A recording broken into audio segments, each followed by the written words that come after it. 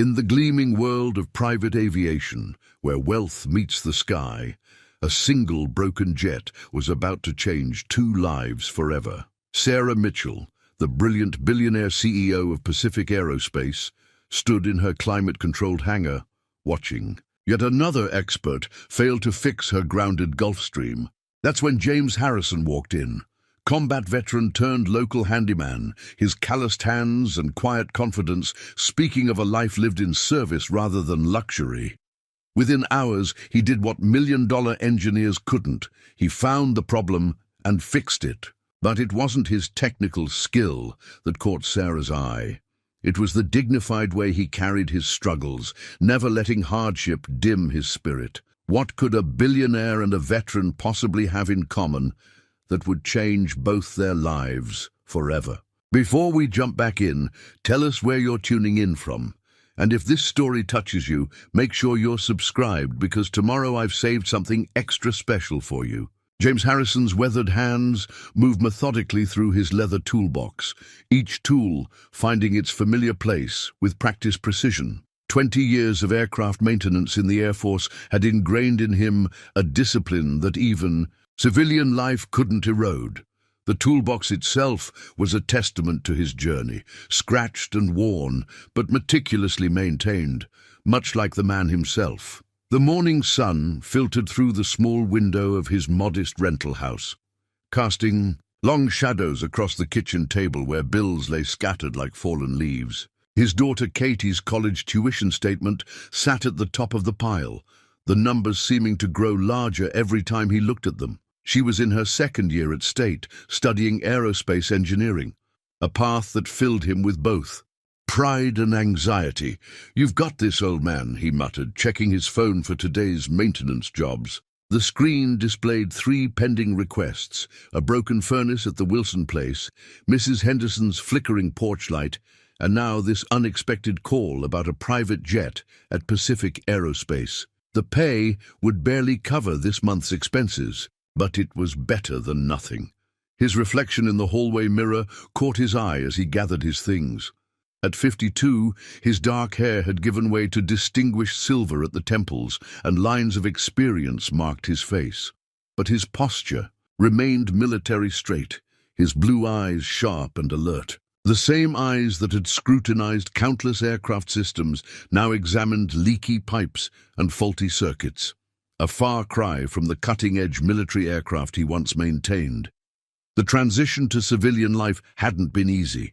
After retiring from the Air Force, James had discovered that 2 decades of military aerospace expertise didn't translate neatly into civilian credentials. The certificates and qualifications that had made him responsible for multi-million-dollar aircraft were suddenly insufficient for even entry-level positions at commercial airlines. He picked up the framed photo on the side table. Katie's high school graduation. She stood beaming in her blue gown, her arm around his shoulders, both of them smiling despite the fresh grief of losing Sarah, his wife, just months before to cancer. The medical bills had drained their savings, but Katie's smile that day had made everything worth it. His phone buzzed, a text from Katie. "Good luck today, Dad. Love you." A warm smile crossed his face as he typed back a quick reply. She worried about him, he knew, even as she juggled her own studies and part-time job. The role reversal wasn't lost on him, the protector now being protected. The toolbox felt heavier than usual as he loaded it into his old Ford pickup. The truck, like everything else in his life, was maintained with careful attention despite its age. The engine turned over smoothly, the result of countless hours of weekend maintenance, and James pulled out of his driveway into the crisp morning air. The drive to Pacific Aerospace gave him time to think. He'd heard about the company, of course. Everyone in town had. Their sprawling facility represented everything the local economy aspired to be: innovative, prosperous, future-focused. The thought of working on one of their aircraft stirred something in him, a familiar excitement he hadn't felt in years. His mind drifted back to his Air Force days, to the satisfaction of solving complex mechanical puzzles, to the responsibility of ensuring that every system was perfect before each flight. Those skills hadn't disappeared. They'd just been redirected to smaller, humbler tasks. Yet each job, no matter how minor, received the same meticulous attention he'd once given to military aircraft. His old sergeant's words still rang in his ears. "Excellence isn't about what you're working on, Harrison. It's about who you are." As the Pacific Aerospace Complex came into view, its modern architecture gleaming in the morning light, James felt a familiar calm settle over him. Whatever problem awaited him inside that hangar, he would approach it the same way he had approached every challenge in his life, with patience, precision, and quiet determination. The guard at the gate checked his ID, and as James drove through, he couldn't shake the feeling that today might be different from the usual repair calls. He parked his truck in the visitors section, grabbed his toolbox, and walked toward the hangar entrance. The contrast between his worn work clothes and the pristine corporate environment wasn't lost on him, but years of service had taught him that true worth lay in capability, not appearance. With that thought, he stepped into the climate-controlled hangar, unaware that his life was about to change forever.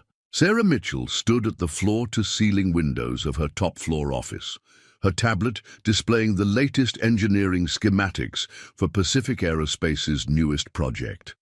At 48, she had built an empire from the ground up, transforming a struggling regional aircraft maintenance company into a global leader in aerospace innovation. The view before her, sprawling hangars, test facilities, and research centers, was a testament to 15 years of relentless determination. Her reflection in the glass caught her attention, elegant in a tailored charcoal suit, auburn hair styled simply but precisely, green eyes focused and sharp. The media loved to call her the Ice Queen of Aviation, a nickname that amused and irritated her in equal measure.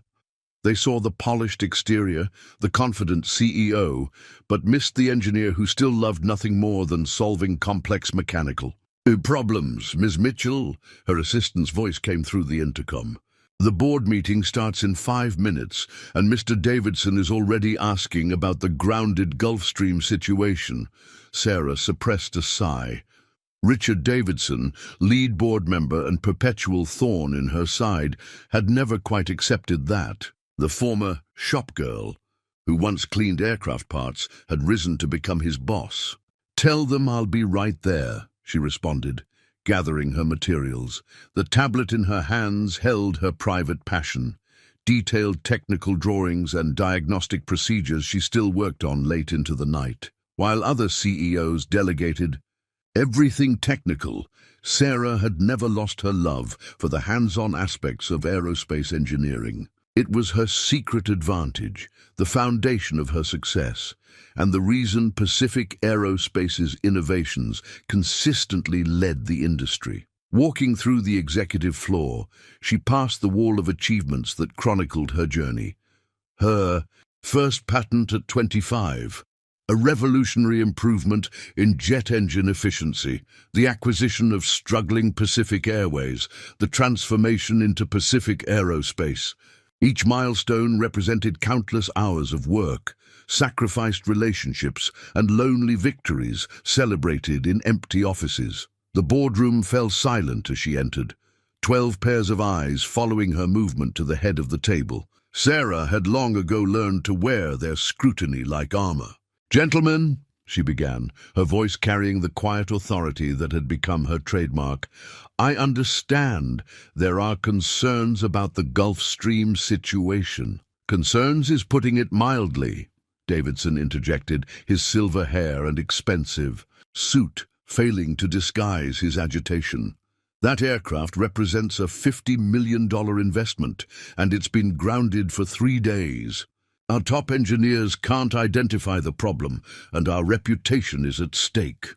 Sarah maintained her composed expression, though frustration simmered beneath the surface. The Gulfstream G650 had been experiencing mysterious system failures that defied conventional diagnosis. 5 senior engineers had failed to identify the root cause, and their highest-profile client was growing impatient. "We have another specialist coming in this morning," she replied, careful to keep her tone neutral.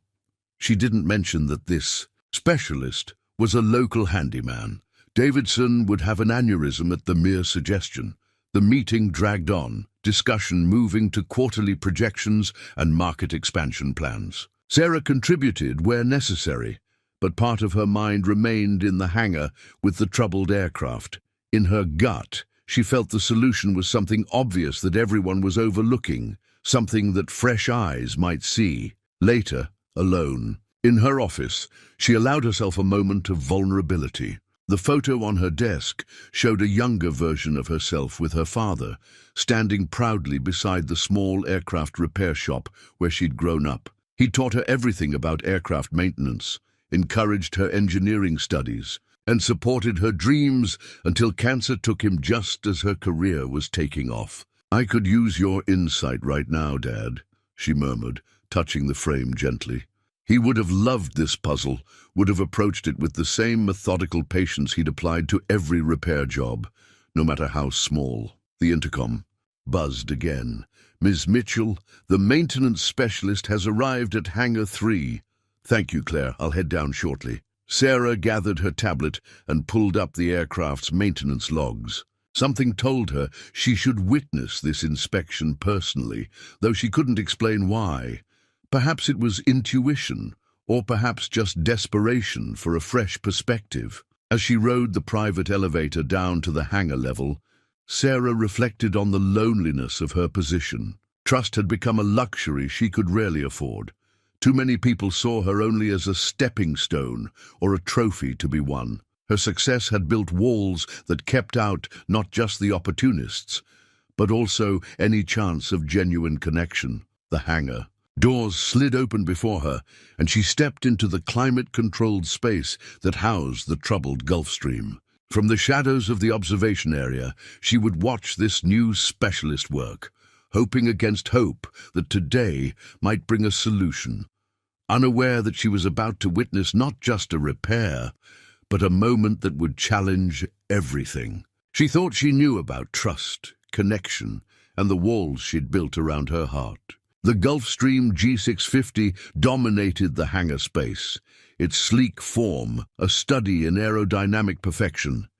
James stood before it, taking in the aircraft with an expert's eye, while the maintenance supervisor, a young man named Tom Chen, flipped through a thick stack of diagnostic reports. 3 days of testing, 5 senior engineers, and still no solution, Tom explained, frustration evident in his voice. "The system checks show everything's normal, but when we power up, we get cascading failures across multiple subsystems. It's like chasing a ghost," James nodded, his eyes already tracking the aircraft's lines. "Mind if I see the maintenance log?" Tom handed over a tablet containing months of detailed records. James's weathered fingers moved across the screen with surprising dexterity, his expression growing more focused as he scrolled through the entries. From her hidden vantage point in the observation area, Sarah watched his methodical review with growing interest. "When did the problems first appear?" James asked, his voice carrying the quiet authority of someone who'd asked such questions thousands of times before. "Last Thursday. Everything was fine during the morning check, but during pre-flight, the pilot reported system inconsistencies. We've been grounded since then." James set the tablet down and approached the aircraft, running his hand along its fuselage with almost reverent attention. "These newer models," he mused, "they're incredible machines, but sometimes all those sophisticated systems can mask a simple problem." He reached for his toolbox. "Mind if I take a look underneath?" Sarah leaned forward slightly, intrigued by his approach. The other engineers had immediately dived into the computer diagnostics, but this man was starting with the basics, just as her father would have done. For the next hour, James worked in near silence, methodically checking systems and connections. His movements were efficient but unhurried, each inspection thorough and purposeful. Occasionally, he would make notes in a worn leather notebook he pulled from his pocket, his handwriting neat and precise. Sir, Tom ventured after watching James work. Our diagnostic equipment, sometimes, James interrupted gently, too much equipment can blind us to what's right in front of us. He pointed to a seemingly innocent section of the fuselage. See this area here? The skin temperature's slightly different. Might not show up on instruments, but you can feel it. Sarah found herself holding her breath.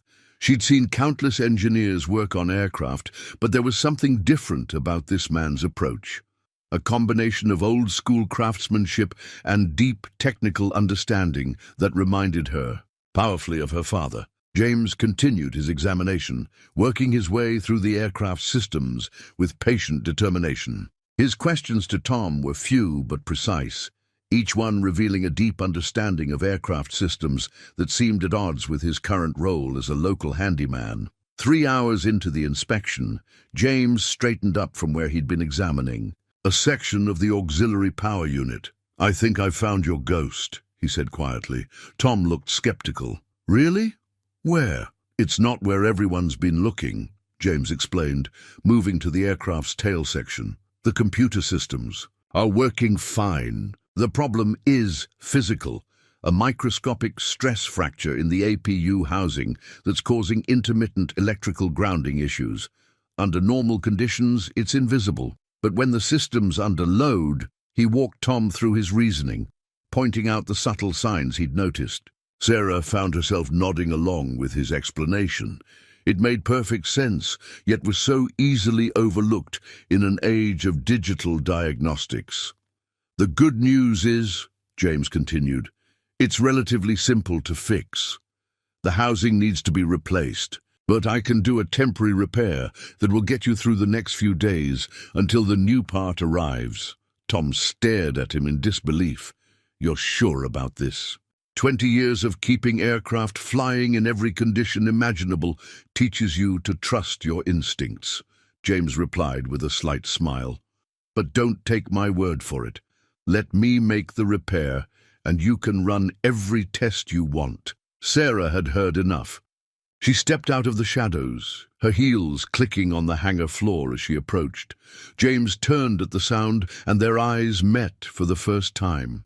In that moment, something passed between them, a mutual recognition of kindred spirits, who understood that true expertise was about more than fancy equipment and advanced degrees. Mr. Harrison, she said, extending her hand. I'm Sarah Mitchell. I believe you've just solved a problem that's been keeping my entire engineering team up at night.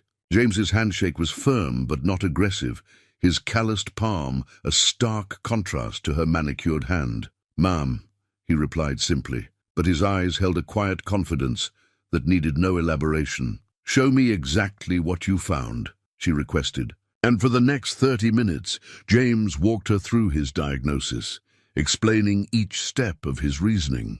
Sarah asked detailed technical questions that revealed her own deep understanding of aircraft systems, and James responded with equally sophisticated answers, their conversation falling into the comfortable rhythm of two experts speaking the same language. By the end of the day, James's temporary repair had been completed and verified.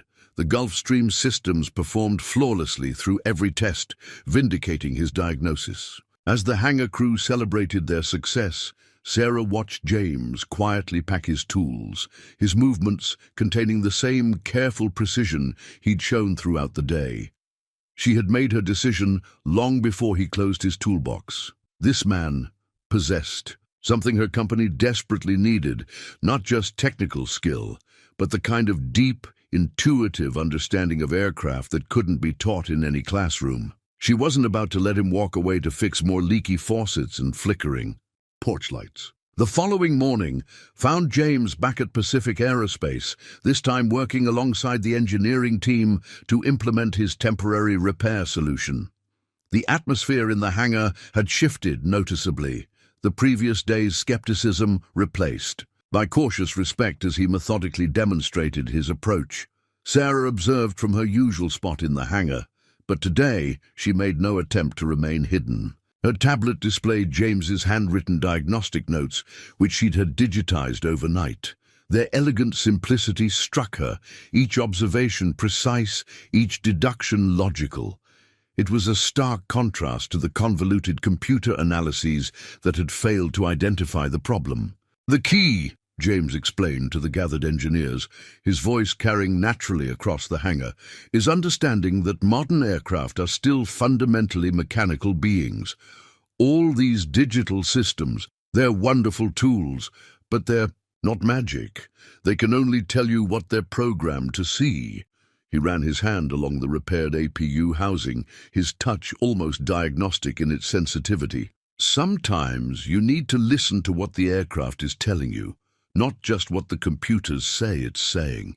Sarah found herself nodding, remembering similar words from her father. She watched as James worked with the team, noting how he shared his knowledge without condescension, teaching through demonstration rather than lecture. The younger engineers, initially standoffish, began to gravitate toward him, drawn by his quiet expertise. "It's not just about fixing the immediate problem," he continued, showing them the subtle signs he'd noticed. "It's about understanding why it happened and what it might tell you about other potential issues." His weathered notebook came out. Again, each page revealing careful observations and insights that had nothing to do with computer diagnostics. The morning progressed, and with each passing hour, Sarah's initial impression solidified. James Harrison wasn't just a skilled mechanic, he was a master of his craft, someone who understood aircraft at an almost intuitive level. The kind of expertise that couldn't be replicated by artificial intelligence or replaced by newer technology. During a brief break, she approached him as he sat reviewing system data on a laptop. "Your approach reminds me of someone," she said, settling into the chair beside him. "My father. He always said that machines speak their own language, if you know how to listen." James looked up, surprise flickering across his features at her. Unexpected openness. "Wise man," he replied. "In the Air Force, we had all the latest diagnostic equipment, but the best mechanics were always the ones who could feel when something wasn't right, even if the computer said everything was fine." 20 years of service, Sarah mused, studying his profile. "Why aren't you working for one of the major airlines?" A shadow crossed his face. "Military certifications don't translate well to civilian requirements.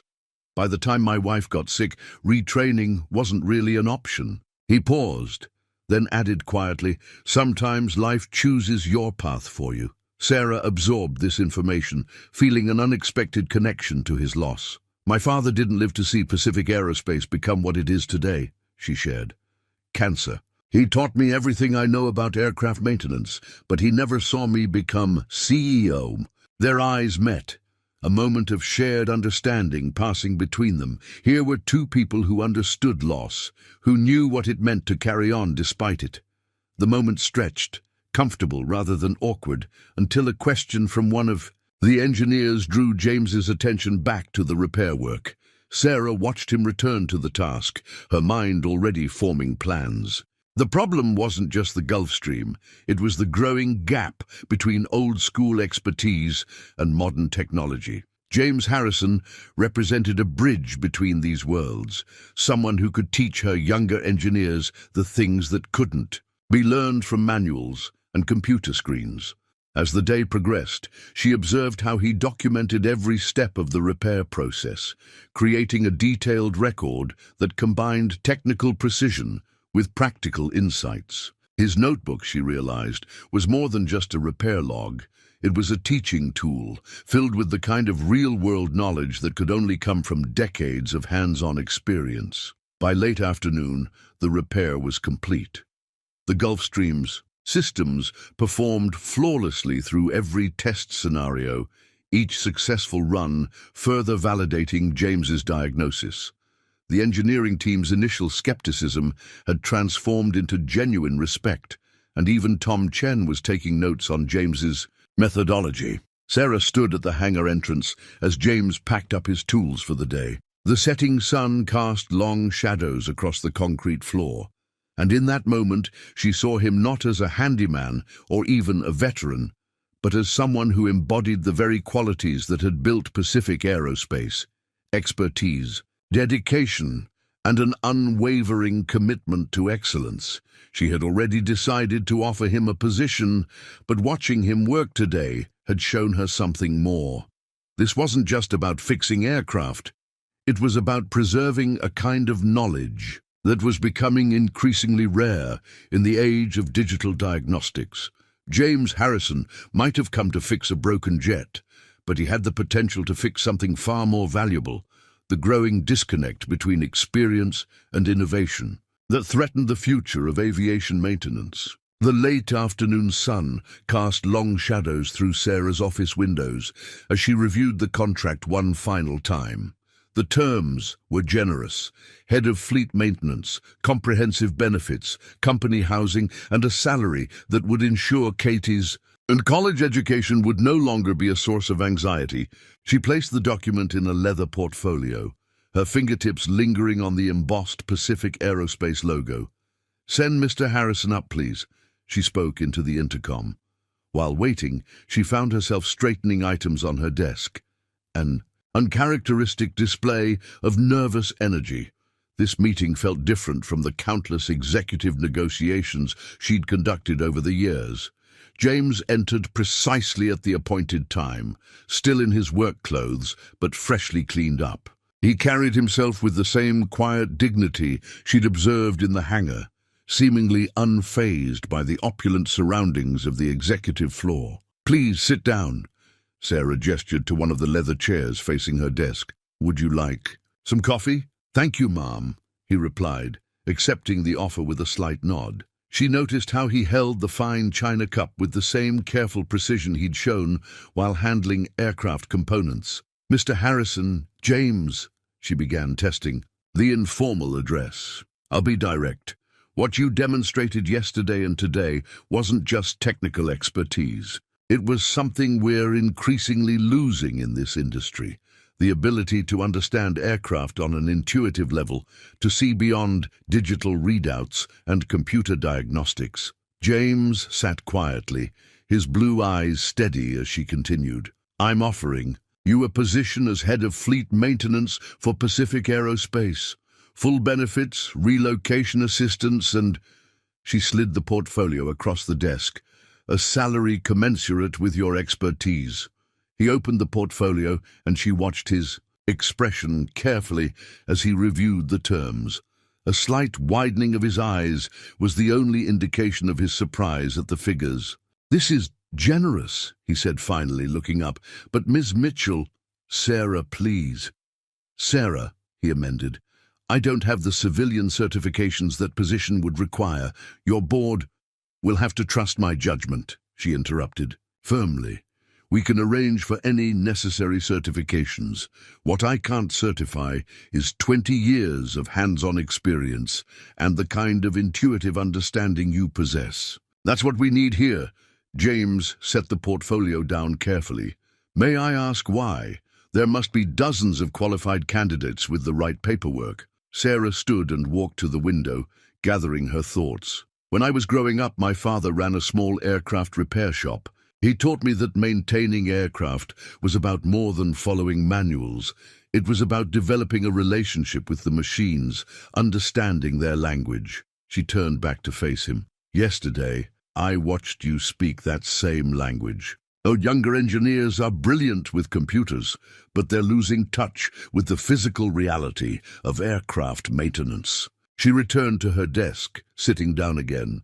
"I'm not just offering you a job, James. I'm asking you to help bridge that gap, to teach our team what can't be learned from screens and simulations." James was quiet for a long moment, his expression thoughtful. "My daughter," he said finally. "She's in college, studying aerospace engineering. This would mean moving, changing her life too." "There's an excellent engineering internship program here," Sarah replied, having anticipated this concern. "And the company housing is close to State University's satellite campus. She could transfer without losing any credits." She watched as James processed this information, seeing the wheels turn behind his careful expression. The mention of his daughter had softened something in his demeanor. It's a lot to consider, he said finally. This would be a significant change, not just for me, but for Katie too. Could I have some time to discuss it with her? Of course, Sarah nodded, respecting his priorities. Take the weekend to think it over. Talk with Katie. The position will be waiting on Monday morning if you want it. James stood, holding the portfolio close. Thank you, Sarah, for the opportunity and for understanding about Katie. Not everyone in your position would. Their eyes met, and Sarah felt that same connection from earlier, a mutual recognition of shared values despite their different backgrounds. Being CEO doesn't mean I've forgotten what matters most, she said softly. Family should always come first. As James turned to leave, she added, and James, whatever you decide, thank you for reminding me what real expertise looks like. My father would have approved of your work today. He paused at the door, a small smile touching his features. Your father taught you well, Sarah. It shows in how you run this company. With that, he left, leaving Sarah to wonder why his opinion suddenly meant so much to her. Standing at her window, watching James cross the parking lot to his truck, Sarah realized something had shifted in her carefully ordered world. In trying to solve a technical problem, she might have found something she didn't even know she was looking for. Someone who understood not just the language of machines, but the value of integrity, family, and genuine expertise. The sun was setting over the hangars, painting the sky in shades of gold and purple. Sarah touched the window glass lightly, her reflection overlaying the scene below. "What do you think, Dad?" she whispered. "Did I make the right call?" The answering silence felt somehow approving. Monday morning arrived with the promise of new beginnings. James stood in the empty living room of his company-provided house, surrounded by moving boxes and the early morning light streaming through uncurtained windows. The space was larger than his old rental, with 3 bedrooms and a modern kitchen that Katie had already claimed as her study spot during her weekend visit. His fingers traced the set of keys on the granite kitchen counter. House keys, office keys, hangar access, cards. Each one represented a level of trust he hadn't expected to find again in civilian life. Katie's excited voice still echoed in his memory from their weekend discussion. "Dad, this is exactly what you've been waiting for." The doorbell interrupted his thoughts. Opening the door, he found Sarah Mitchell standing on his porch, dressed more casually than he'd seen her before, in dark slacks and a blue blazer. "I hope I'm not intruding," she said, holding up 2 coffee cups. "I thought you might need this before diving into your first day." James accepted the offered coffee with a smile, noting how different she seemed outside the formal office setting. "Thank you. Would you like to come in? It's still a bit bare, but the view's nice." Sarah followed him into the kitchen, her eyes taking in the space. "How's Katie feeling about the move?" "Excited," James replied, leaning against the counter. "She's already planning to apply for the summer internship program. The transfer to the satellite campus went through smoothly. Thank you for helping with that." "Of course." Sarah sipped her coffee, studying him over the rim of her cup. "And you, having any second thoughts?" James considered the question carefully. "No," he said finally. "It feels right, like finding an old flight path again after being grounded for too long." Sarah nodded, understanding the aviation metaphor perfectly. "Your team's waiting in Hangar 4. I thought you might want to walk over together, get oriented before the morning briefing."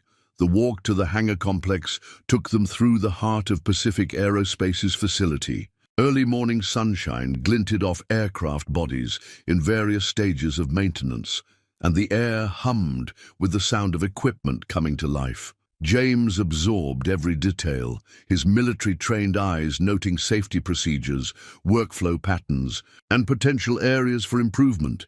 "Your predecessor was more of an administrator than a hands-on leader," Sarah explained as they walked.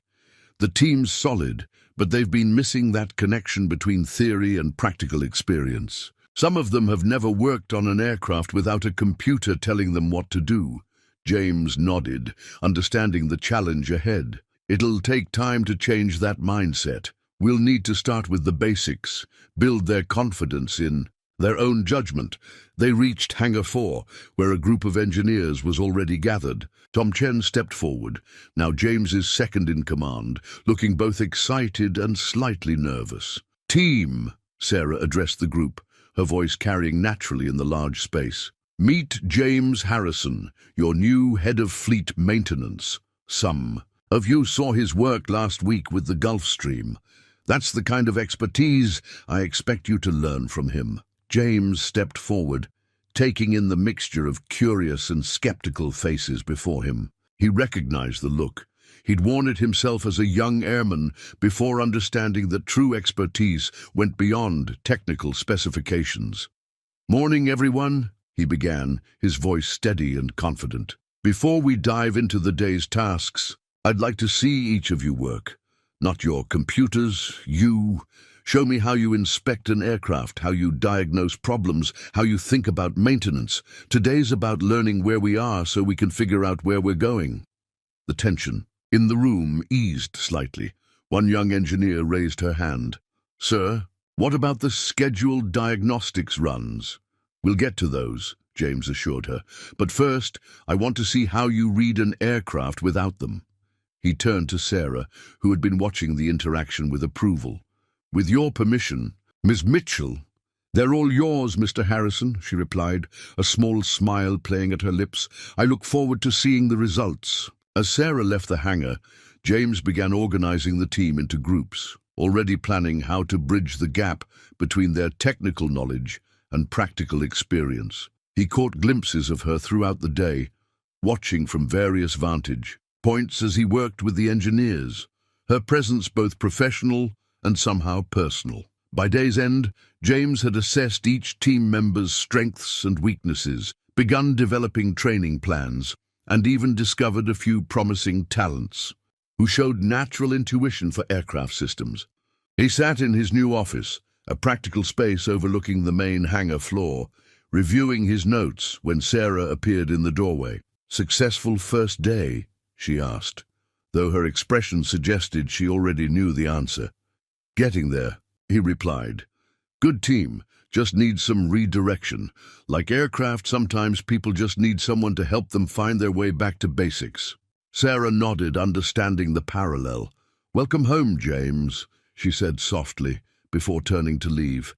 The words hung in the air behind her, carrying a weight that went beyond their professional relationship. Looking out over the hangar floor, watching the evening shift begin their work, James felt something he hadn't experienced since leaving the Air Force. A sense of belonging, of purpose, restored. Katie had been right.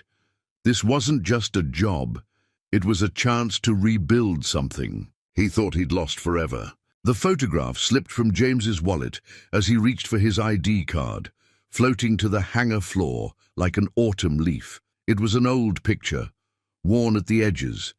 James in his Air Force uniform, his wife Susan in her favorite blue dress, and a young Katie between them, missing her front teeth in a wide smile. The day he'd received his Master Technical Sergeant's stripes. He bent to retrieve it, but another hand reached it first. Sarah stood there, holding the photo with unexpected gentleness, her eyes taking in the captured moment of happiness. "Your wife?" she asked softly, handing the picture back. James nodded, carefully returning the photo to his wallet. "Susan. That was about 8 years ago, before..." He trailed off, the familiar ache rising in his chest. "Cancer," Sarah said. Not a question, but a statement of understanding. "Like my father." She paused, then added, "Would you join me for coffee? I could use a break from budget meetings." They found themselves in Sarah's private office minutes later, the late afternoon sun casting long shadows across the cityscape beyond her windows. 2 cups of coffee sat between them, the informal setting a stark contrast to their first meeting in this same room. "Katie has her smile," Sarah observed, referring to the photo. "And your determination." "Susan's determination, actually," James corrected with a soft chuckle. "She was the strong one. When she got sick, she made me promise to keep Katie's dreams alive, no matter what." Even sold her grandmother's jewelry to start Katie's college fund. Sarah's expression softened. My father did something similar. Sold his beloved restored Cessna to pay for my engineering degree. Said dreams were worth more than machines. She traced the rim of her coffee cup thoughtfully. I never told anyone that before. It's not the kind of thing most people understand, James replied. The sacrifices parents make, the weight of those promises. No, they don't. Sarah stood, walking to a small side table where a single framed photo stood. She brought it back to her desk. This was my father's repair shop, where I learned everything that really matters about aircraft maintenance. James studied the image. A younger Sarah in overalls covered in grease, beaming beside a proud-looking man in front of a modest workshop. The joy in their expressions was palpable. He taught you well, James observed.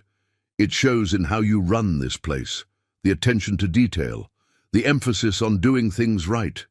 Sometimes I wonder if he'd recognize it now, Sarah admitted. All this technology, these computers, we've come so far from that little shop. He'd be proud, James said with quiet certainty, because you haven't forgotten the fundamentals. You still understand that it's about more than just machines. Their eyes met over the desk, and something shifted in the air between them. Here were two people who understood loss, who carried the weight of promises made to loved ones now gone.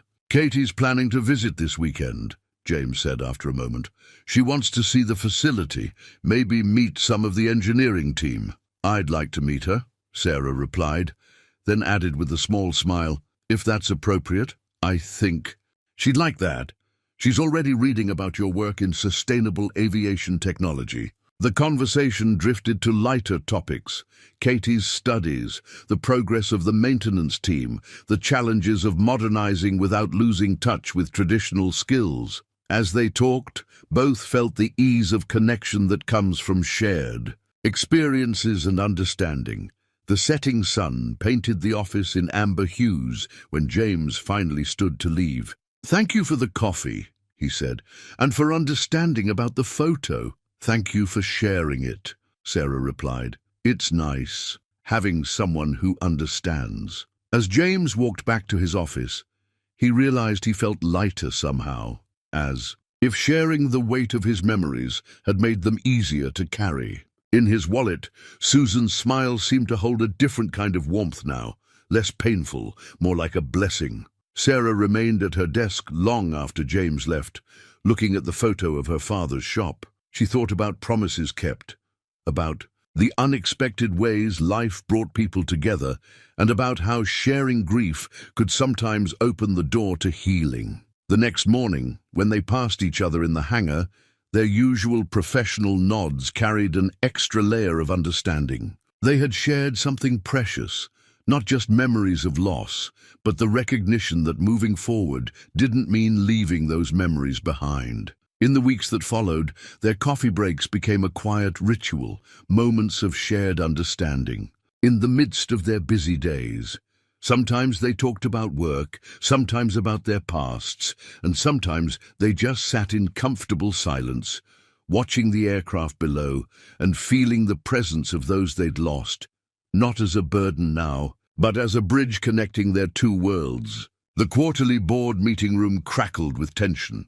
Richard Davidson stood at the head of the table, a stack of papers placed precisely before him, his silver hair catching the morning light. Ms. Mitchell, he began, his tone carefully measured. Perhaps you can explain why our head of fleet maintenance lacks the standard industry certifications required by our own corporate bylaws. Sarah sat straight-backed in her chair, her expression neutral. Mr. Harrison's military experience, Davidson interrupted, while admirable, is not equivalent to civilian certification. This isn't some small-town repair shop, Sarah. We're a publicly traded company with shareholders to answer to. The meeting minutes lay open on the polished table, recording every word of this confrontation. Sarah could feel the other board members watching, waiting to see how she would handle this challenge to her authority. "If you'll review page 37 of the quarterly report," she replied, her voice steady, "you'll see that maintenance efficiency has increased 28% since Mr. Harrison joined us. Aircraft turnaround times are down, and our safety ratings have never been higher." Davidson waved dismissively at the numbers. "Statistics can be manipulated. The fact remains that we've placed an uncertified individual in charge of our entire maintenance operation. The liability implications alone are fully covered," Sarah cut in. "Our legal team has reviewed his qualifications extensively. Furthermore, Mr. Harrison is currently enrolled in our certification program, though his practical expertise already exceeds the requirements." Another board member, Janet Chen, leaned forward. "I've been reviewing the maintenance logs personally," she interjected. "The improvement in documentation and training protocols is remarkable. Our junior engineers are showing significantly better hands-on diagnostic skills." Davidson's jaw tightened. "That's hardly the point." "Actually," Sarah interrupted, standing, to address the room, "that's exactly the point. When I promoted James Harrison, I wasn't just filling a position, I was investing in the future of our maintenance program." She moved to the wall display, bringing up a series of training metrics. "Look at these numbers. Our younger engineers are learning skills that no computer simulation can teach. They're developing the kind of intuitive understanding that prevents accidents before they happen." She turned to face Davidson directly. "You're right about one thing, Richard. This isn't a small-town repair shop. It's a company that leads the industry because we recognize real expertise when we see it, regardless of what papers accompany it." Down in Hangar 4, unaware of the boardroom drama, James was conducting a training session with his team. He stood beside a partially disassembled engine, watching as Lisa Chen, one of his most promising young engineers, worked through a diagnostic sequence without referring to her tablet. "What's telling you there's a problem?" he asked, noting her focused expression. Lisa ran her hands along the component housing, just as he'd taught her. "The vibration pattern's wrong," she answered confidently. "And there's a temperature variance here that the sensors aren't picking up." She looked up at him.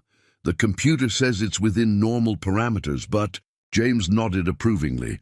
"Trust your instincts. They're trying to tell you something." The rest of the team gathered around, watching as Lisa completed her diagnosis. When she finally identified the microscopic crack in a supposedly normal component, the pride in her achievement was visible on every face. Back in the boardroom, Sarah was wrapping up her defense. "I've invited any board member to visit the maintenance facility personally. Watch Mr. Harrison work with our team. See the results for yourself. Our decision isn't whether to keep him. It's how quickly we can implement his training methods." Across all our facilities, Davidson sat back, his expression sour but resigned. Other board members were nodding, won over by the combination of hard data and Sarah's passionate advocacy. "We'll need documentation," he said finally. "Detailed records of his training protocols, certification progress reports, already in progress," Sarah replied smoothly. "Now, shall we move on to the next agenda item?" Later that afternoon, Sarah found James in his office, reviewing maintenance logs with the same careful attention he gave to aircraft systems. "The board meeting went well," she said, settling into the chair across from his desk. "Though Davidson's not entirely convinced." James looked up, concern flickering across his features. "Should I be worried?" Sarah shook her head, a small smile playing at her lips. "No, just keep doing what you're doing. The results speak for themselves." "Thank you," he said quietly, "for fighting for me." "I'm fighting for what's right for this company," she replied. But they both knew it was more than that. "Though, I should warn you, Davidson wants to observe one of your training sessions." James's eyes crinkled with amusement. "Send him down during Lisa's next diagnostic run. She's doing things with aircraft systems that even the computers can't match now." Sarah nodded, understanding the strategy. Lisa Chen was Davidson's niece, though few in the company knew it. Seeing her growth under James's mentorship would be a powerful argument in their favor. As she turned to leave, Sarah paused at the door. "Coffee later?" "Wouldn't miss it," James replied, their daily ritual now a comfortable constant in both their lives. Walking back to her office, Sarah reflected on how much had changed in the months since James joined Pacific Aerospace. She'd taken a risk bringing him on, but somehow defending that decision felt like defending something much more personal, a reminder of her father's lessons about valuing true expertise over paperwork and about recognizing the rare people who could bridge the gap between old wisdom and new technology. The hangar was different at night. Overhead lights dimmed to their evening setting. The massive space took on an almost cathedral-like quality, with moonlight filtering through the high windows and casting silver paths across the polished floor. Sarah often found herself working late, drawn to the peaceful atmosphere that settled over the facility after hours. Tonight, she wasn't alone. The soft glow from James's office caught her attention as she walked through the hangar. Through the window, she could see him bent over his desk, examining something with intense concentration. She knocked softly on his doorframe. "You're here late." James looked up, not entirely surprised to see her. These evening encounters had become more frequent lately. "Just reviewing some of the old maintenance logs you found in storage. The history in these is fascinating." Sarah moved closer, peering at the yellowed pages spread across his desk. "Those are from my father's shop," she realized, recognizing the familiar handwriting. "Where did you find them?" "Archives sent them up when I was researching historical maintenance patterns," he explained, shifting to make room for her to see. "Your father's attention to detail was remarkable. Look at these notes about engine harmonics. He was identifying problems that modern sensors still struggle to detect." Sarah settled into the chair beside his desk, drawn into the familiar scrawl of her father's handwriting. He used to say that every aircraft had its own voice. If you listened carefully enough, it would tell you exactly what was wrong. He was right, James agreed, turning a page carefully. "I've been incorporating some of his observation techniques into our training program. Teaching the team to use their senses first, instruments second. The security footage from their many late-night conversations would show them like this. Two figures bent over old logbooks, sharing insights and memories, their heads sometimes close together as they examined particularly interesting entries. Professional boundaries remained, but something else was growing in these quiet evening moments, a connection built on shared understanding and mutual respect. "Katie called today," James mentioned, as they took a break with coffee from the office. "Machine. She's excited about starting her internship here next month. Says she's been reading every technical manual she can find about our fleet." Sarah smiled, warming her hands around her cup. "Like father, like daughter.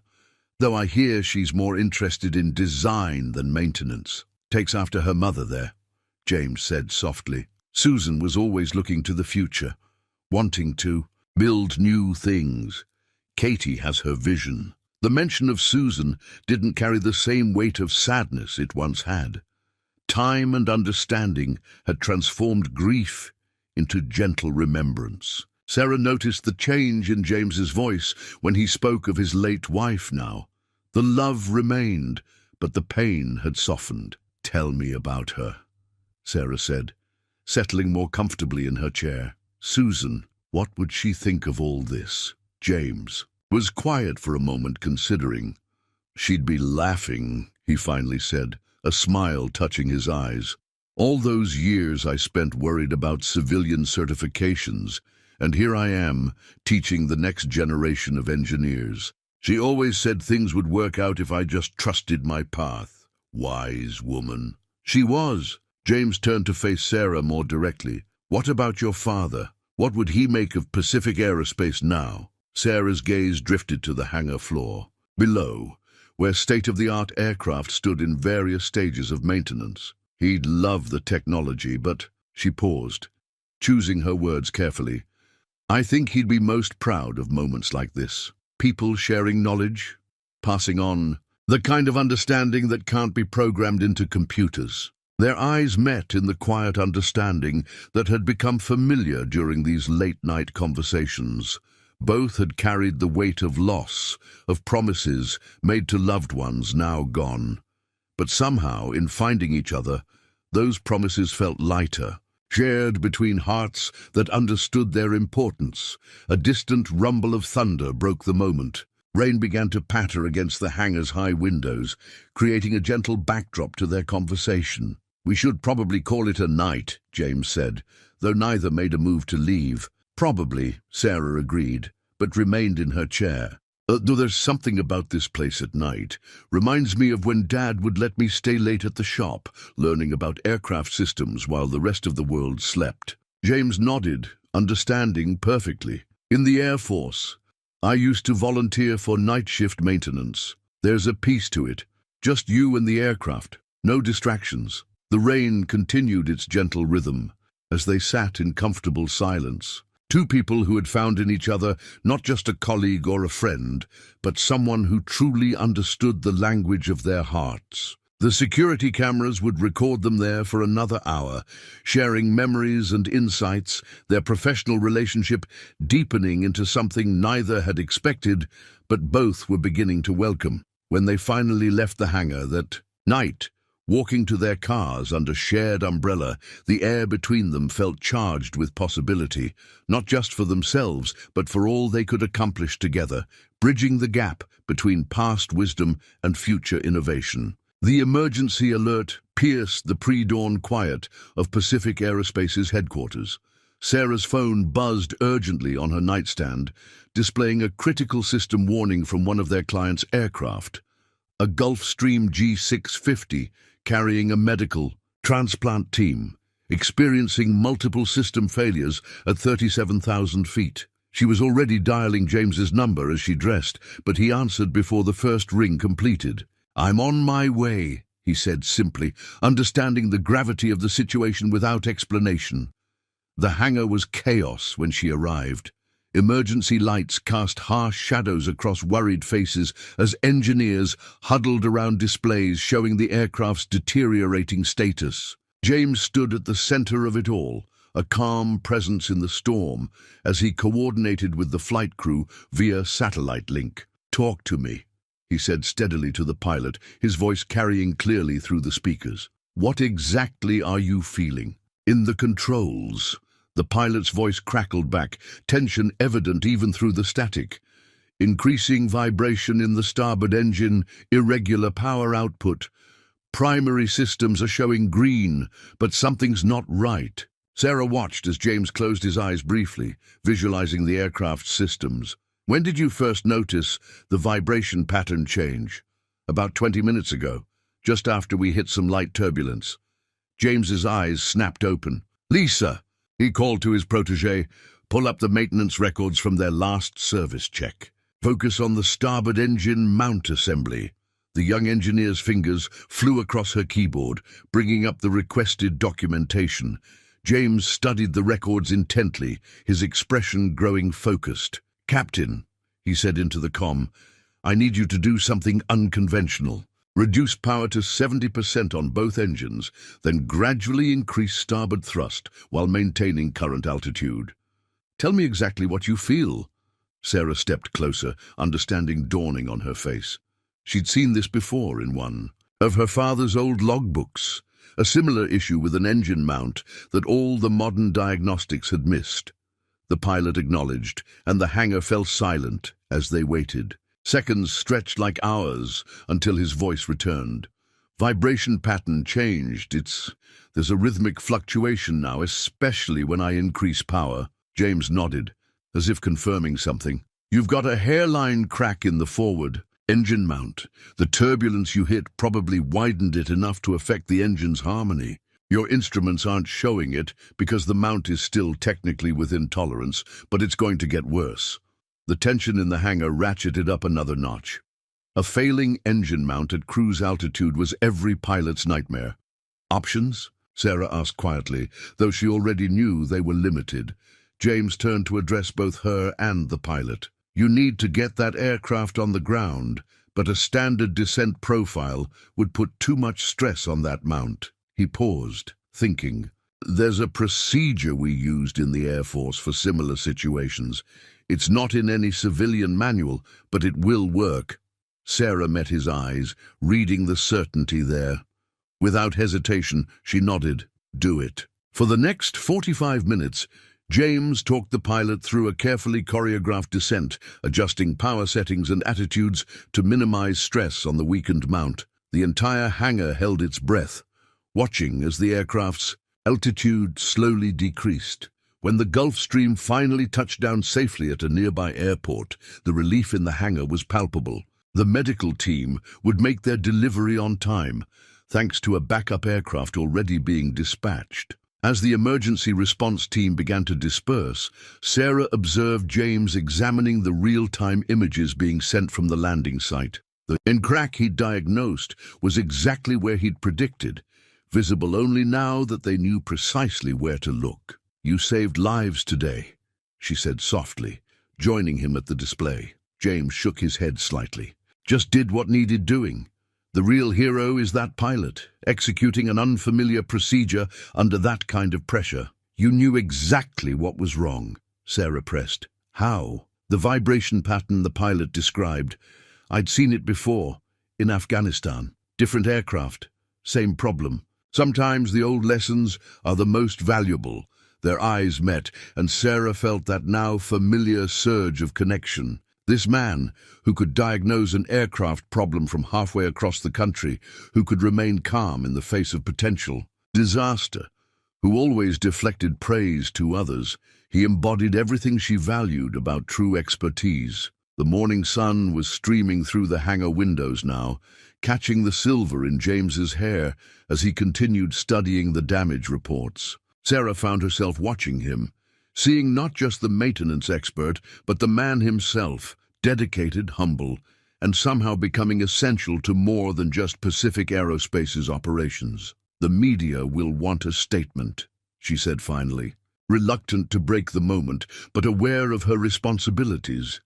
James looked up, a slight smile touching his lips. "Tell them the truth, that it was a team effort, that sometimes the old ways and the new need to work together." Sarah nodded, understanding he meant more than just aircraft maintenance. As she turned to leave, she paused. "Coffee later. I wouldn't miss it," he replied, their daily ritual now carrying deeper meaning after the morning's events. The emergency lights had been dimmed, but something remained illuminated between them. A trust and understanding that went far beyond their professional roles. In averting this crisis, they had revealed something to each other, and perhaps to themselves, about the real nature of their growing connection. The article appeared in the business section of the morning paper. Pacific Aerospace, CEOs rise from shop girl to billionaire, the real story behind Sarah Mitchell's empire. James found it on his desk when he arrived, clearly placed there by someone who wanted him to see it. The piece was ostensibly flattering, chronicling Sarah's journey from her father's repair shop to corporate success. But beneath the surface, praise lay carefully crafted barbs, hints about convenient timing in acquiring contracts, suggestions about her close relationships with key industry figures, subtle implications about how a young woman had risen so quickly in a male-dominated field. James's jaw tightened as he read. He knew Sarah's story, the real story, from their many late-night conversations, the years of study, the double shifts at her father's shop, the nights spent learning every aircraft system by heart. The article's insinuations were not just wrong, they were cruel. He found her in her office, standing at the windows, with rigid posture that betrayed her tension.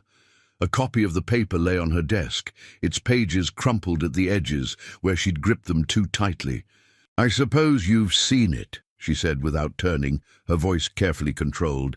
"Sarah, it's nothing new," she cut him off, still facing the window. "There's always someone ready to question how I got here, to hint that I couldn't possibly have earned it all on merit alone." James moved closer, noting the slight tremor in her hands. "Anyone who's worked with you knows the truth." She turned then, and the vulnerability in her eyes caught him off guard. "Do they?" Or do they see what that article suggests? A woman who must have taken shortcuts, made compromises, used her looks instead of her skills. I see someone who rebuilt an entire aircraft electrical system by herself at 19, James said quietly. Someone who can diagnose engine problems by sound alone. Someone who remembers every lesson her father taught her about integrity in this business. Sarah's carefully maintained composure wavered. Dad always said the work would speak for itself. That if I just focused on doing things right, people would recognize the truth. She gave a bitter laugh. He was an optimist. He was right, James countered. Look at what you've built here. Not just the company, but the culture of excellence, the emphasis on real expertise over shortcuts. Sometimes I wonder, she began, then stopped herself. Wonder what? If it's worth it, the constant scrutiny, the never-ending need to prove myself. Even after all these years, one hint of impropriety and people are ready to believe the worst. James stepped closer, close enough to see the unshed tears she was fighting back. Tell me about the contract they mentioned in the article. The one they implied you got through personal connections. Sarah tensed, but something in his tone made her answer. It was my first major deal after Dad died. The client was another small repair shop owner who'd known him. He trusted Dad's judgment about aircraft maintenance, and he trusted that Dad had taught me well. That trust helped me land the contract, yes, but we delivered excellence, just like Dad always insisted we must. That's not a scandal, Sarah. That's legacy. Your father built a reputation for integrity, and you honored it. Anyone who suggests otherwise doesn't matter what they suggest, she interrupted, her professional mask slipping back into place. I have a company to run. James watched her retreat behind her walls, understanding too well the impulse to guard a wounded heart. My last deployment, he said suddenly. I lost 3 good friends when a transport went down. The investigation cleared me. The maintenance was perfect, but I still questioned everything. Wondered if I'd missed something so subtle that even the inspection couldn't catch it. Sarah turned back to him, hearing the pain still present in his voice. The doubt, he continued, it eats at you, makes you question your own expertise, your right to keep doing the work. But eventually I realized something. Those doubts were proof that I cared enough to always strive for better, just like your father taught you. Their eyes met, and in that moment they recognized in each other the same deep understanding of what it meant to carry the weight of others' trust, others' lives in their hands. The article, James said softly, it's wrong, and anyone who matters knows it's wrong. Sarah's posture softened slightly. When did you get so wise? Not wisdom, just experience with how much words can hurt, and how important it is to hear the truth from someone who understands. She nodded, turning back to the window, but with less tension now. Stay for a while? She asked quietly. I could use the company of someone who understands. James settled into one of her office chairs, his presence offering silent support. They remained there as the morning sun climbed higher, 2 people who had learned that sharing pain could sometimes be the first step toward healing it. The crumpled newspaper lay forgotten on her desk, its power to wound diminished by the simple act of being seen and understood by someone who knew the real story, who recognized the true measure of a person's worth, not in headlines, but in the quiet dedication to doing things right. The invitation sat on James's desk, elegant in its simplicity, a handwritten note on Pacific Aerospace letterhead. Dinner at my house tonight? There's something I'd like to discuss away from office walls. Sarah, his fingers traced the familiar curves of her handwriting, so different from her usual digital communications. The day passed in a blur of maintenance checks and training sessions, but his mind kept returning to the note. Their relationship had been evolving steadily since the crisis with the Gulf Stream, their daily coffee meetings growing longer, their conversations deeper. But this felt different, a deliberate step beyond the careful boundaries they'd maintained. Sarah's Home proved to be surprisingly modest for a CEO, a renovated craftsman-style house with a view of the city lights. She answered the door, dressed casually in slacks and a soft blue sweater, looking more relaxed than he'd ever seen her at the office. "I hope you like Italian," she said, leading him through to a warm, inviting kitchen where the aroma of herbs and garlic filled the air. Dad's old recipe for lasagna. He used to say good food made any conversation better. Susan said the same thing, James replied, accepting the glass of wine she offered. She'd cook these elaborate meals whenever we needed to talk about something important. Sarah's eyes met his over her wineglass. "Is that what this feels like? Something important? You tell me," he said gently. "Your invitation." She moved to check the oven, using the moment to gather her thoughts. "The board is pushing for expansion. New facilities, bigger contracts. We're at a crossroads, and I find myself wanting your perspective. Not just as head of fleet maintenance, but as someone who understands," James finished for her. "Yes." She turned back to face him. "Though that's not the only reason I asked you here tonight." The timer chimed before she could continue, and they fell into an easy rhythm of serving dinner and settling at her dining room table. Through the window, the city sparkled below them, creating an intimate atmosphere that felt far removed from their professional roles. "This is amazing," James said after tasting the lasagna. "Your father taught you well." "He taught me everything important," Sarah replied softly, "including how to recognize when someone comes into your life who shares your values, your understanding of what really matters." The weight of her words hung in the air between them. James set down his fork, meeting her gaze directly. "Sarah, I know there are complications," she continued. "Professional boundaries, corporate politics, what people might say. But after that article, after seeing how you understood without me having to explain, I realized something had changed between us." "It changed long before that," James admitted. "Those late nights in the hangar, talking about more than just aircraft maintenance. Your coffee appearing on my desk exactly when I needed it. The way you've welcomed Katie into the company like family." "She is family," Sarah said simply. "Or at least that's how I've come to think of her, of both of you." James sat back, taking in the woman before him. Brilliant, successful, yet somehow as lonely as he had been before coming to Pacific Aerospace. "When Susan died," he said carefully, "I thought that part of my life was over. Focused everything on Katie, on just getting through each day. Wasn't looking for this." "Neither was I," Sarah replied. "Built all these walls around myself, thought they were necessary to succeed in this industry. Then you walked into my hangar and started quietly dismantling them, just like you diagnosed that Gulf Stream, seeing past the surface to what really mattered." Their eyes met across the table, years of shared experiences and understanding flowing between them. The city lights twinkled below, and somewhere in the distance, a plane's running lights blinked across the sky. "So where does this leave us?" James asked softly. Sarah stood, moving to the window. "I've spent my whole life making safe, calculated decisions, building this company, protecting my position, maintaining appropriate distances. But Dad used to say something else too, that sometimes the riskiest choice on paper is the safest choice for your heart." James joined her at the window, close enough to feel her presence, but not quite touching.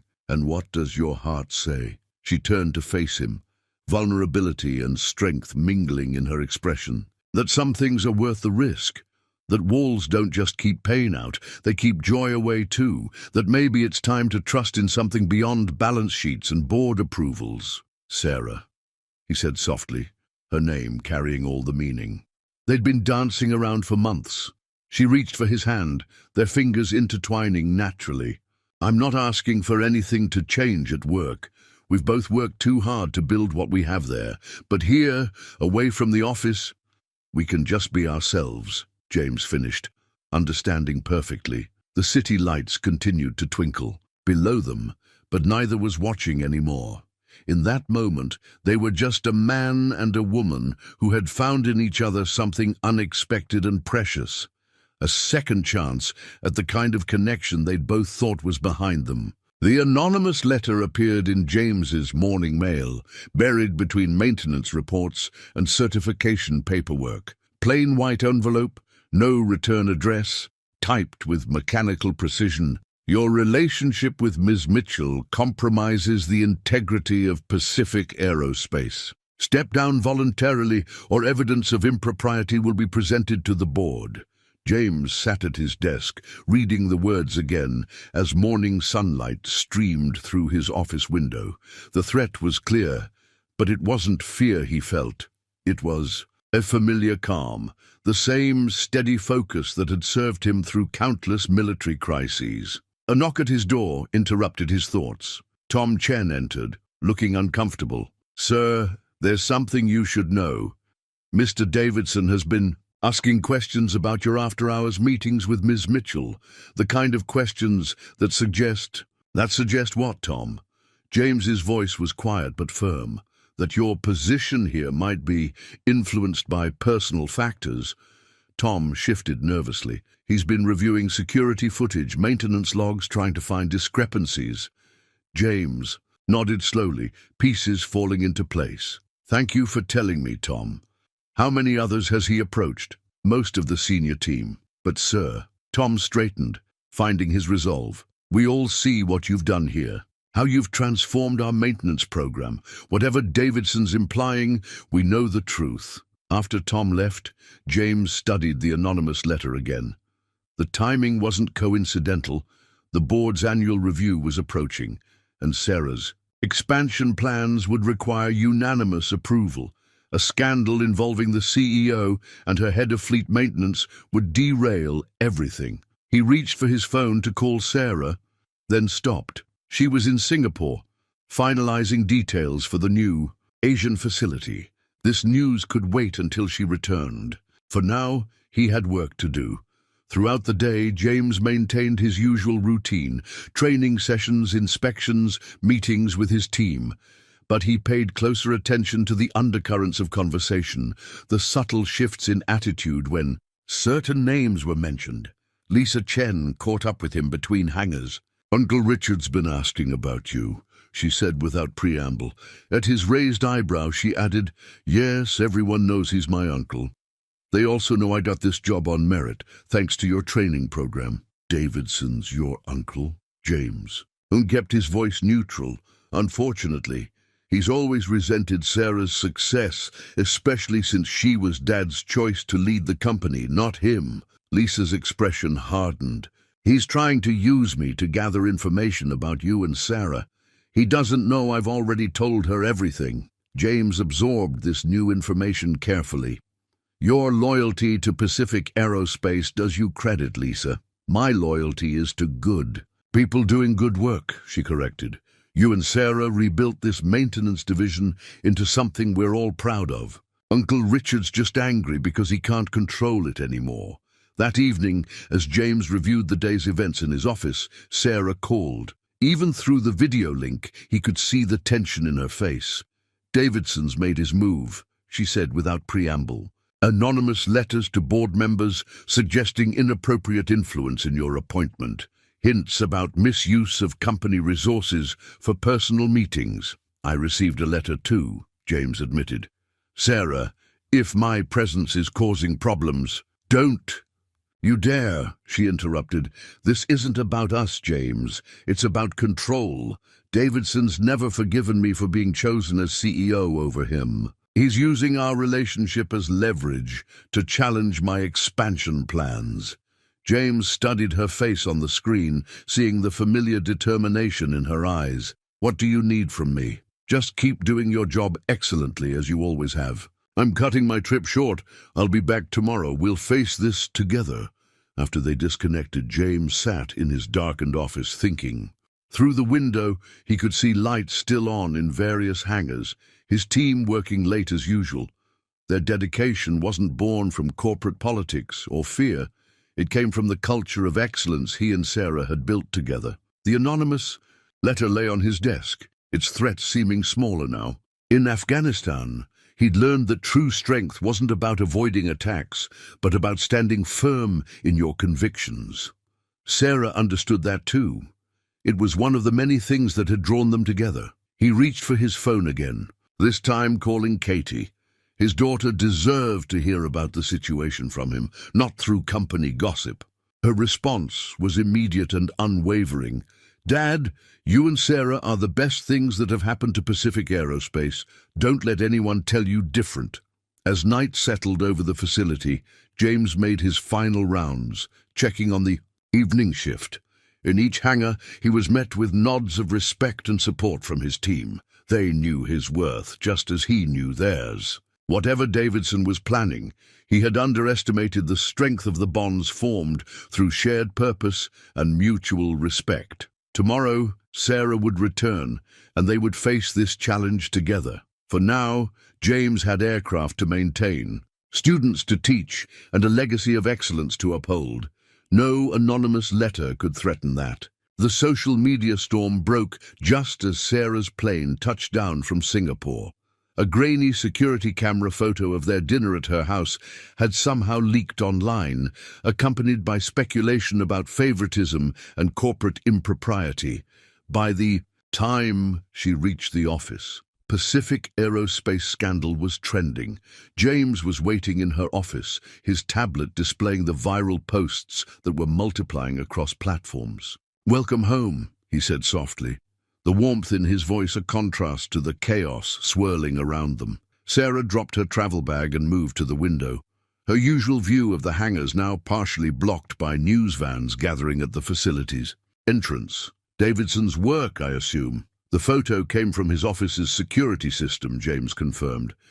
"Lisa did some digging. He's been planning this for weeks."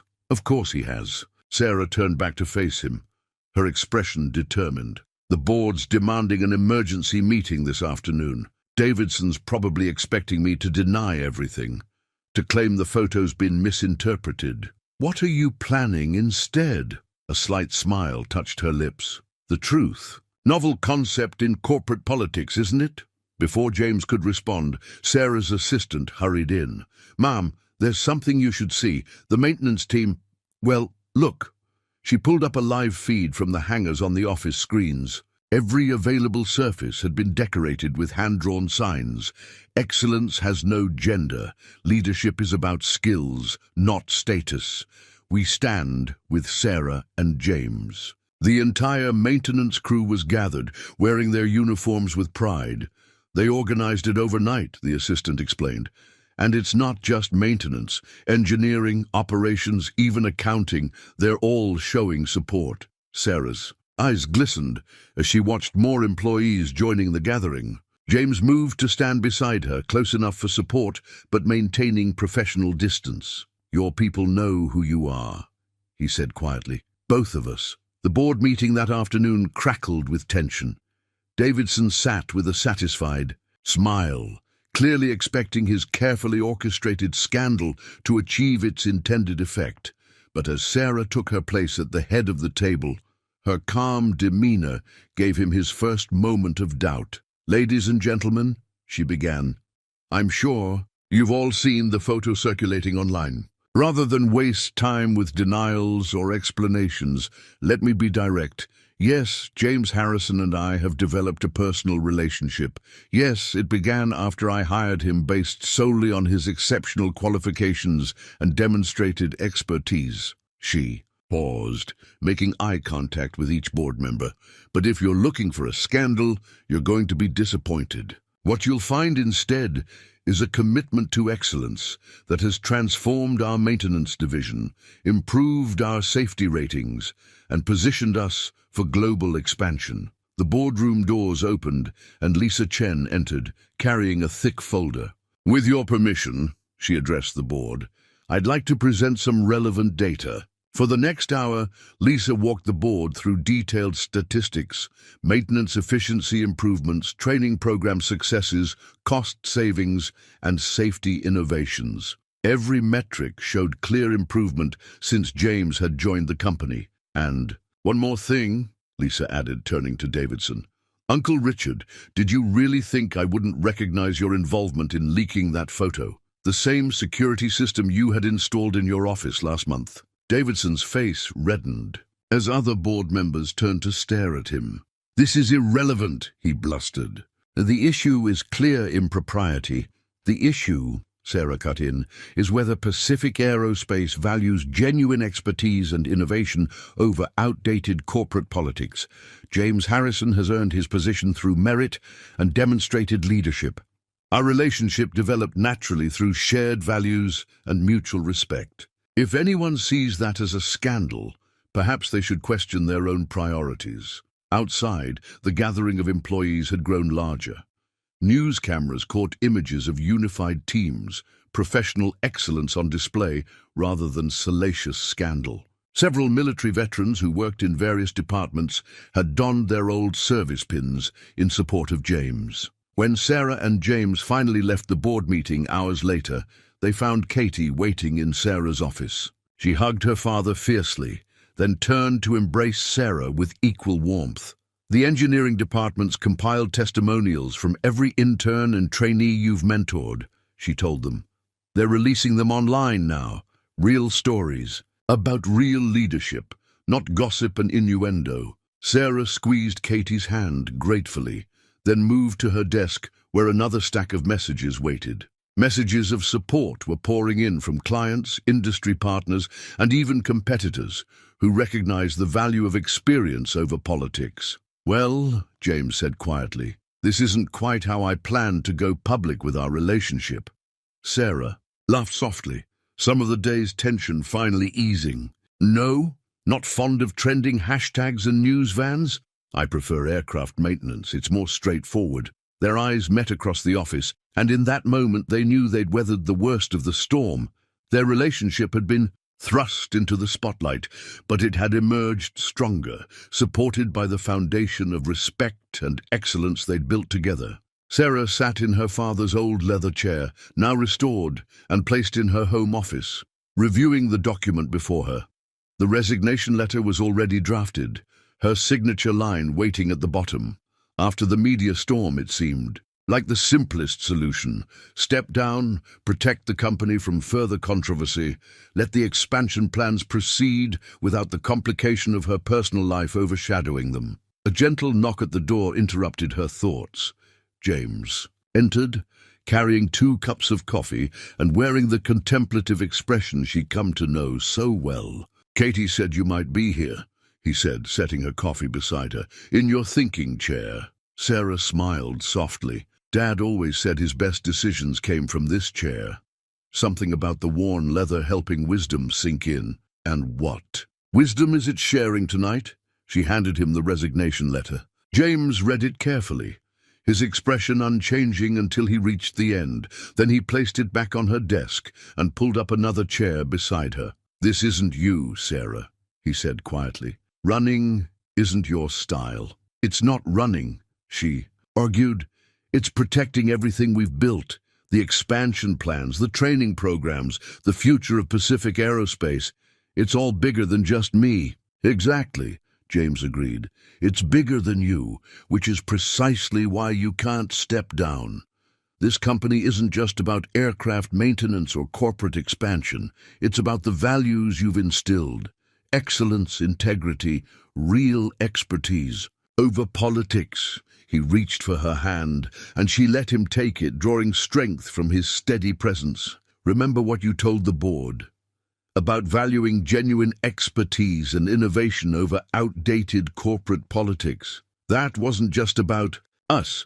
It was about the future of aviation maintenance itself. Sarah squeezed his hand, remembering her father's words about tough decisions. There might be another way, she said slowly. I've been thinking about restructuring the company anyway, creating separate divisions with more autonomous leadership. James listened as she outlined her vision. Maintenance and training as one division, research and development as another, with corporate operations providing oversight rather than direct control. It would create clear professional boundaries, she explained, while maintaining the integration that makes us effective. And us? James asked softly. We'd be setting the example we've always preached, that personal relationships don't negate professional excellence, that you can honor both heart and duty. She stood, moving to the window where the city lights twinkled below. James joined her, and they stood in comfortable silence, watching a plane's landing lights trace a path across the night sky. "When Susan died," James said finally, "I thought that chapter of my life was closed, focused everything on Katie, on just surviving. Never expected to find someone who understood both the professional and the personal parts of who I am." Sarah turned to face him. "When Dad died, I threw myself into building this company, thinking success would be enough. But he always said a life without connection was like an aircraft without a soul, technically functional but missing its purpose." James smiled at the aviation metaphor. He was right, just like he was right about you leading this company. Reaching for the resignation letter, he carefully tore it in half. "Pacific Aerospace needs you, Sarah.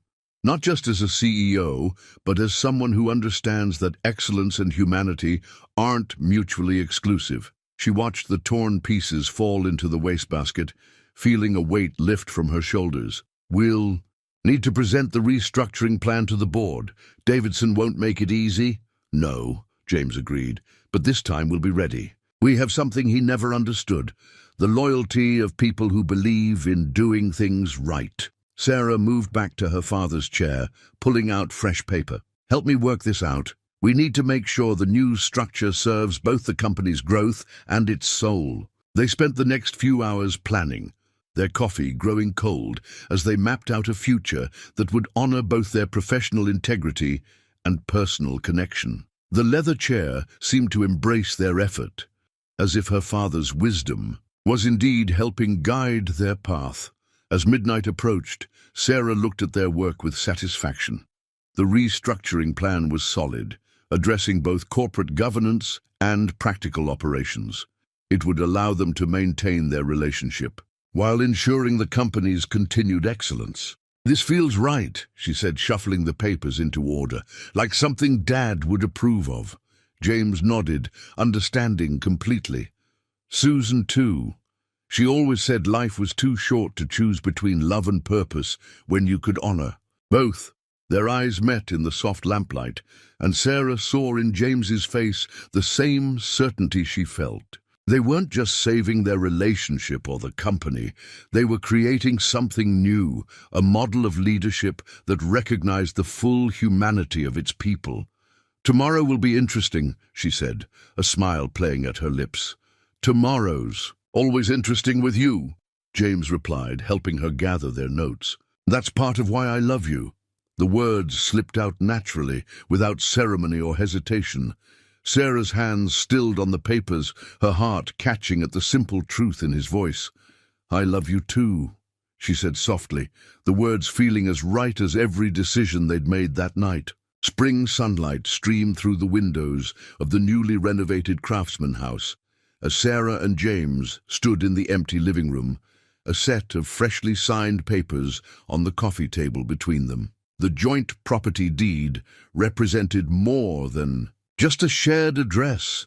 It was a testament to how far they'd come since that first meeting in the hangar. "Katie's already planning how to arrange her room for when she's home from college," James said, watching Sarah as she walked through what would soon be their shared space, "though I think she's more excited about having access to your engineering library." Sarah smiled, running her hand along the built-in bookshelf that would soon hold both their collections.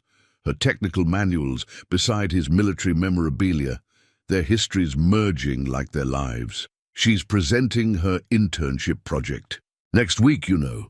The whole engineering department is talking about her innovative approach to maintenance diagnostics." "Wonder where she got that from," James mused, thinking of how Katie had combined his practical experience with Sarah's technological expertise in her research. The sound of cars pulling up outside drew their attention. Through the front window, they could see their team arriving, not as employees today, but as family. The housewarming gathering had been Tom's idea, a way to celebrate not just their move, but the success of Pacific Aerospace's restructuring.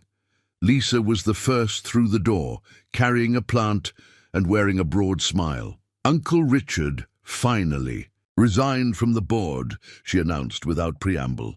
Said something about changing times, requiring changing leadership. Sarah and James exchanged knowing looks. The past 6 months had proved their restructuring plan more successful than even they had hoped. With maintenance and training now a separate division under James's leadership and corporate operations streamlined under Sarah's guidance, the company had found a new balance between innovation and tradition. The house filled quickly with voices and laughter. Tom and his team had brought food, the engineering department arrived with books for the library, and Katie's fellow interns presented a framed photo of the entire maintenance crew standing proudly in front of their newest aircraft. "Remember when they thought our relationship would compromise the company?" Sarah murmured to James as they watched their extended family mingle. "Turned out to strengthen it instead," he replied, his arms settling naturally around her waist. "Though I never doubted it would." The afternoon unfolded with the comfortable warmth of people who had become more than colleagues. In the backyard, veteran mechanics shared stories with young engineers, bridging the gap between experience and innovation. Katie moved between groups, equally at ease discussing technical specifications with Sarah's research team and maintenance procedures with her father's crew. As evening approached, Sarah found herself in the kitchen with Lisa, watching through the window as James demonstrated an inspection technique to a group of interested interns. "You know," Lisa said, "Uncle Richard never understood what made Pacific Aerospace special. He thought it was about power and control. But watching you and James, it's about connection, isn't it? Between people, between generations of expertise." Sarah nodded, thinking of her father's old repair shop. "Your uncle saw relationships as weakness, but real strength comes from building bridges between old wisdom and new technology, between art and mind." Outside, Katie had joined her father's demonstration, adding her own insights about integrating traditional inspection methods with modern diagnostic tools. The interns were taking notes, their faces bright with understanding as theory and practice came together seamlessly. Later, as the gathering wound down and their guests began to leave, James found Sarah in what would be their home office, arranging. Family photos on the desk. Susan's picture sat beside one of Sarah's father, watching over the space where their shared work would continue. "Having second thoughts?" he asked softly, noting her contemplative expression. Sarah turned to him, her eyes clear and certain. "Just the opposite. I was thinking about something Dad used to say about aircraft maintenance, that every inspection was really about trust. Trust in your training, your team, your judgment." "Sounds like a wise man," James said, drawing her close. "He was, and he would have loved seeing how we've brought it all together. The company, the family, the future we're building." Through the window, they could see Katie in the backyard, deep in conversation with Lisa about her upcoming graduation. The sun was setting, painting the sky in shades of gold that reminded Sarah of that first evening in the hangar when a broken aircraft had brought them together. "You know," James said, following her gaze, "in the Air Force, they taught us that the strongest teams were built on shared values, not just shared goals. Looking at what we've created here, we've built something special," Sarah finished for him, understanding perfectly. "Not just a home or a company, but a legacy of trust and excellence that will outlast us both." The evening light softened around them, and in that moment they were simply a man and woman who had found in each other not just love, but a shared purpose. Their journey had begun with a broken aircraft and a need for true expertise, but it had led them to something far more precious, a future where personal and professional dreams could flourish together, strengthened by the very connection others had once seen as a weakness. The cover of Aviation Weekly featured a striking image. Sarah and James standing together in front of Pacific Aerospace's newest maintenance facility, their professional attire and matching wedding bands catching the sunlight. The headline read, "Love Takes Flight, How Pacific Aerospace revolutionized aviation maintenance culture. 1 year had passed since their private wedding ceremony in the restored hangar where they first met. Now, sitting in their shared office at home, they were reading the magazine's feature article together, both amused by how their personal story had become an industry talking point. "Listen to this," Sarah said, reading aloud. "The Mitchell-Harrison approach to aviation maintenance has become the new industry standard, combining traditional expertise with cutting-edge innovation. Their revolutionary training program, which pairs experienced veterans with young engineers, is being adopted by major airlines worldwide." James smiled, remembering the skepticism they'd initially faced. They left out the part about how Katie's graduation speech inspired the whole thing.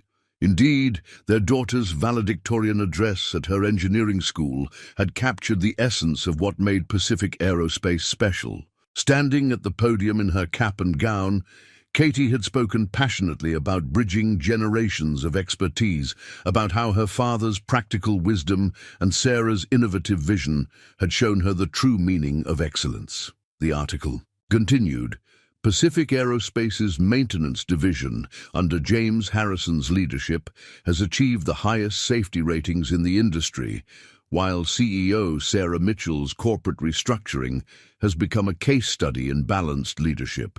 But perhaps most remarkable is how their personal relationship has transformed corporate culture, proving that professional excellence and human connection are not mutually exclusive. Sarah set the magazine down, her attention drawn to the framed photos on their office wall. There was Katie at her graduation, flanked by her proud parents. Next to it hung the original front-page story about the Gulfstream repair that had brought them together, and beside that, a group photo of their maintenance team receiving an Industry Innovation Award. "Did you see page 30? James asked, flipping to a familiar face. Lisa's article about modernizing maintenance training. Lisa Chen had become their Director of Training Development, her program combining traditional inspection methods with advanced diagnostic technology. Her uncle Richard, true to form, had tried to take credit for her success at his retirement party. Lisa had simply smiled and thanked him for showing her exactly what kind of leader she didn't want to become. The sound of voices from downstairs interrupted their reading. Katie was home for the weekend, bringing a group of her fellow young engineers for a mentoring session. The program had been her idea, regular gatherings where experienced maintenance crews could share their knowledge with the next generation. "Should we join them?" Sarah asked, hearing the excited discussions about aircraft systems floating up from the living room. James checked his watch. "In a minute. Tom's bringing the team over too. Something about celebrating the new international certification program." They sat in comfortable silence for a moment, each reflecting on the journey that had brought them here. The magazine lay open between them, its glossy pages telling a story that was both personal and professional, yet somehow larger than both. "You know what this reminds me of?" Sarah said finally, gesturing to the article. "That first night in my office, when you said sometimes the old ways and the new need to work together." "I was talking about aircraft maintenance," James replied with a gentle smile. "Were you? Because I think you were talking about something bigger, about how the best futures are built on foundations of experience, about how real connection makes everything stronger." From downstairs came the sound of Katie explaining a complex maintenance procedure, her voice carrying the same passion for excellence that had brought her parents together. They could hear Tom adding his practical insights and Lisa discussing ways to integrate new technology with traditional methods. James stood, offering his hand to Sarah. "Shall we go down? Sounds like they're getting to the good part." Sarah took his hand, feeling the familiar warmth of connection that had changed both their lives. "They're all good parts now," she said softly.